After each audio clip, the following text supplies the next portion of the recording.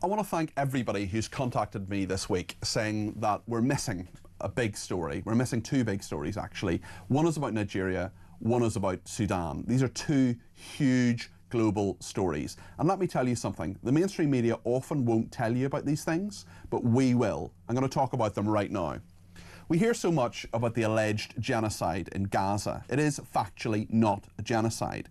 So I want to tell you about another conflict where there actually is a genocide, one for which there are no marches on the streets of London every second Saturday, no appeals from politicians in Parliament, indeed very little actually reported about, because it's not a conflict that involves the Israelis, and it's not a conflict where people with axes to grind can simply blame the Jews.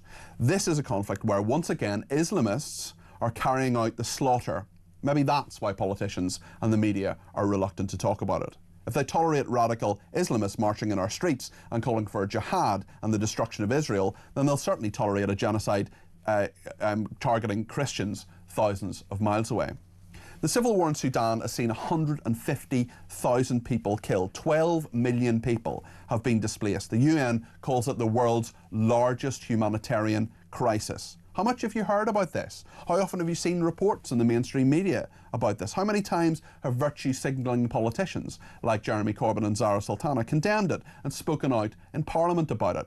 In fairness, Emily Thornberry did talk about it earlier on in the programme when I asked her about it. The genocide in Sudan is a conflict between the military and the paramilitary Rapid Support Services, RSF. It's been called a continuation of the Darfur genocide by some aid agencies. The RSF emerged from the Janjaweed militia, which massacred hundreds of thousands of Darfuris from non-Arab politicians in the early 2000s. This includes Christians, of course. Well, now they're back.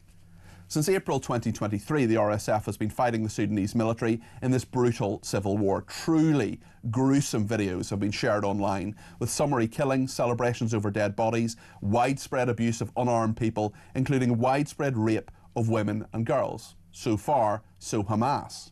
Aid agencies are struggling to find shelter, food and medical treatment for desperate adults and children, with many suffering from malnutrition. Researchers from Yale University point to evidence of a systematic and intentional process of ethnic cleansing of indigenous non-Arab communities, including Christians. The world needs to wake up to what's going on in Sudan.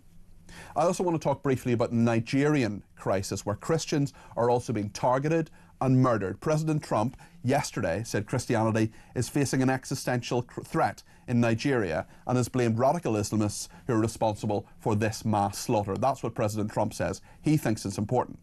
Trump has named Nigeria as a country of particular concern, which means it's one he thinks is engaged in severe violations of religious freedoms. So what exactly is happening to Christians in Nigeria? Well, the northeast of the country has faced Boko Haram jihadist violence for over a decade and a half. You may remember the hashtag Bring Back Our Girls campaign. Not so much of that now from Michelle Obama and her ilk. More than 40,000 people have died and 2 million people have been displaced. Land, resources such as water and religion are interwoven into the conflict in Nigeria. Christians are being wiped out. One NGO leader recently told Newsweek magazine, if nothing is done in the next few years, Christianity will cease to exist in Nigeria. Open Doors, which is an international Christian advocacy group, says more Christians are killed for their faith in Nigeria than the rest of the world combined.